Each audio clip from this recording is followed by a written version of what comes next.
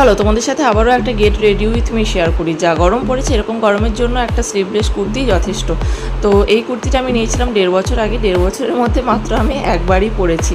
তো দেখতেই পাচ্ছ এখানে মেকআপ বলতে ফেস মেকআপ একটু আধটু করে নিয়েছি, বাকিটাই পর তোমাদের সাথে শেয়ার করবো। এখানে ব্লু হেভেনের একটা ওয়াটারপ্রুফ মাস্কারা আমি নিয়ে নিচ্ছি। মাস্কারা আমি খুব একটা যদিও লাগাই না, তাও ভাবলাম যে আজকে একটু লাগিয়ে নিই মাস্কারা।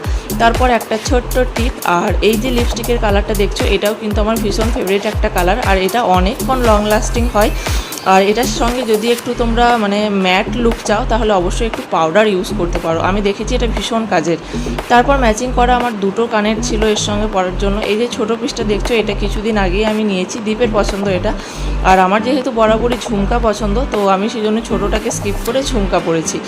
আর এই যে হেয়ারের জন্য তো এই ক্লিপটা আছে, কিন্তু এই ক্লিপটা খুব একটা জুতের না, জানো তো, কিছুক্ষণ পরে মানে একদম হেয়ারটা লুজ হয়ে যায় পুরো। তাও ভাবলাম যে একটু ক্যাপ মেরেছি যখন, এই ক্লিপটাই